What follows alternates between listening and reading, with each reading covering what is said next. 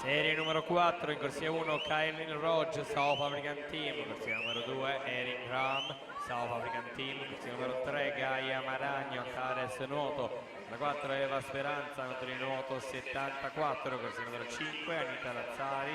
nuoto Club Brebbia, corsia numero 6 Davo, nuoto Wisp, alla 7 Emma Orian, Team Veneto, corsia 8 Elisa Vaccari, circolo nuoto Wisp.